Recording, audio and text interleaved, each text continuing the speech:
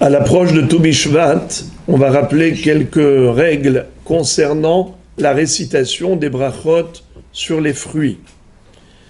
Nous savons que on doit donner la primauté, la priorité aux fruits d'Eretz Israël.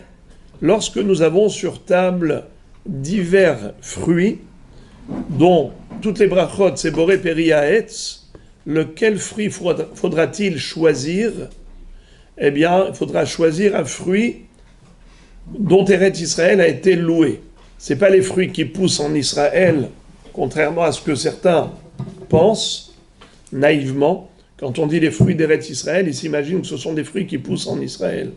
Non, pas du tout. Ce sont les fruits évoqués dans la Torah pour rendre hommage à Eretz Israël, pour faire l'éloge de ce pays quand Akadosh Baruch Hu a donné cette terre au Ham Israël, une terre où coule le lait et le miel. Alors, il a mis en exergue ces 7 fruits. Lesquels? Eretz Chita ou Saora, Gefen Te'ena Verimon, Eretz Zet Shemen ou Dvash. Alors, aidez-moi à traduire Chita, le blé, Seora, l'orge, Gefen, le raisin, Te'ena, la figue, Rimon, la grenade, Zet Shemen, c'est Zaït. Zaït, l'olive, seulement c'est l'huile qui donne l'olive. Qui donne l'huile, pardon. L'huile d'olive. Et Dvash, le miel. De quel miel il s'agit? Le miel des dattes. Parce qu'on ne parle pas du miel des abeilles. On parle d'un fruit. Donc c'est Dvash, ça fait référence aux dattes. Miel de dattes. Dattes mielleuses. Alors maintenant, si nous avons plusieurs fruits sur la table, et l'un des fruits, c'est un fruit qu'on vient de citer maintenant. Parmi cette liste dont Eretz Israël a été loué, en hébreu, Perot shenishtabecha bahem Eretz Israël. Alors on doit accorder la primauté pour faire la bracha de Boré Peri Haetz à ce fruit-là d'Eretz Israël. Mais maintenant, si j'ai 2 fruits d'Eretz Israël, par exemple, j'ai des grenades et des figues, qu'est-ce que je vais choisir pour la bracha de Boré Peri Haetz? Bravo. La figue. Pourquoi la figue? Parce qu'elle est juste avant la grenade.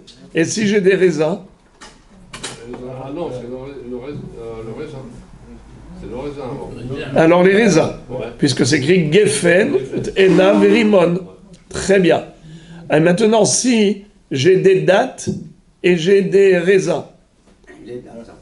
Pourquoi les dattes? Le raisin. Non, le raisin. Et alors, mais on a dit que c'est le raisin. Dans l'ordre. Alors répétons. Chita, Seora, Gefen, Tena, Rimon, Zet Shemen, Udvash. Voilà. Alors, quoi d'abord? Si j'ai des dattes et j'ai des raisins? Le raisin, c'est les dattes. C'est ça la bonne réponse. Les dattes, pas les raisins. Pourquoi?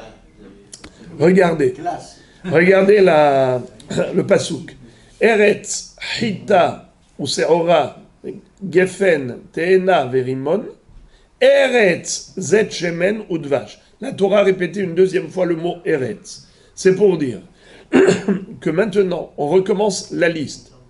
Et ce qui est considéré comme étant le premier par rapport au deuxième Eretz précède le troisième par rapport au premier Eretz. Regardez le premier Eretz. Eretz, Chita, Seora, ve Gefen.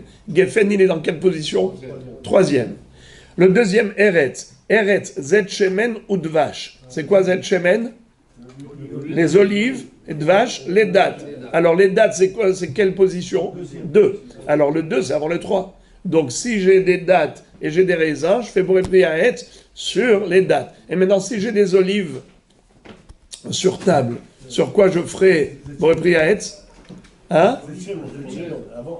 Bravo, sur les olives. Car les olives, c'est avant les dattes. Eretz Zet Shemen ou Dvash. En effet, ça, c'est par rapport aux fruits d'Eretz Israël. Maintenant, si j'ai du vin, yaïn, le yaïn, il est fait avec quoi? Avec des raisins. Alors maintenant, si j'ai des raisins, j'ai des fruits d'Eretz Israël, mais j'ai aussi du vin. Qu'est-ce que je vais faire d'abord? La bracha de Boré Peri Geffen ou bien la bracha de Boré Peri Haetz sur l'un des fruits des Eretz Israël? Par exemple, j'ai des dattes. J'ai des dattes et j'ai du vin. Le vin, il est au-dessus. Alors, il y a ceux qui disent que, étant donné que le vin est plus important que tout, la preuve, c'est qu'il a une bracha à part entière. Quand c'était des raisins, c'est Boré Peri Haetz, comme tous les fruits de l'arbre. Mais quand on en fait du vin, un grand cru, alors on fait Boré Peri Geffen, une bracha spéciale. Donc automatiquement, il est plus important. Donc priorité à Boré Peri Geffen avant Boré Peri Haetz, même si c'est un fruit d'Eretz Israël. Mais d'autres disent que non. C'est comme ça que dit le Rav Ovadia Yosef, que d'après le Shulchan Aruch, pour les Sfaradim, il n'y a pas cette priorité-là du Geffen par rapport au Haetz, étant donné que le Shulchan Aruch nous a donné une règle, que lorsque les brachot, elles ne sont pas shavot, lorsque les brachot, elles ne sont pas égales, identiques, par exemple, Boré Peri Haetz et Boré Peri Adama, il faut faire quelle bracha d'abord? Alors, on connaît toujours la règle de Haetz avant Adama. Il dit ça, c'est pour les Ashkenazim. Pour les Sfaradim, d'après le Shulchan Aruch, ça s'appelle En Birkotehem Shavot. Les brachot ne sont pas identiques, tu fais ce que tu veux. Tu veux faire Boré Peri Adama, fais Boré Peri Adama. Tu veux faire Boré Peri Haetz, fais Boré Peri Haetz. Il n'y a pas de règle. Eh bien, pareillement, pour le Geffen et pour le Haetz. Chez Geffen et Haetz, ce sont deux brachot différentes, c'est pas identique. Tu fais ce que tu veux. Tu veux faire Boré Peri Haetz d'abord, tu veux faire Boré Peri Geffen d'abord, tu fais ce que tu veux. Alors, les Ashkenazim, ils ont une règle, rappelez-vous. Maga Esh, un mnémotechnique superbe. Maga, même, c'est mésonote. Gimel, Geffen. Aïn, Haetz. Esh, Aleph, Adama. Shin, Sheakol. Mais le Rav Yosef dit ça, c'est bon pour les Ashkenazim. Mais pour les Sfaradim, entre Haetz et Adama, il n'y a pas de priorité, tu fais ce que tu veux. Entre Geffen et Haetz, pareil, ou Geffen et Adama, tu fais ce que tu veux. Voyez-vous? Donc, la priorité, elle n'est que lorsque c'est Birkotehem Shavot. C'est là qu'on se pose la question, qu'est-ce qu'on va choisir comme fruit pour faire la bracha? Et en effet, on a donné la règle. Lorsqu'on a dit que lorsque les brachot sont différentes et pas identiques, alors il n'y a pas de règle, on peut faire ce qu'on veut, on peut commencer par Boré Peri Haetz, on peut commencer par Boré Peri Adama, ou par Boré Peri Geffen, il n'y a pas d'obligation, mais ça, ce n'est pas pour Sheakol. Cette règle n'est pas bonne pour Sheakol. Sheakol, c'est une bracha que l'on récite en dernier. Pourquoi? Parce que ça s'appelle bracha kolelet. Sheakol niya bidvaro. Étant donné que la formulation de cette bracha, c'est quelque chose de très général, ça n'a pas la même importance qu'une bracha qui est spécifique à une créature.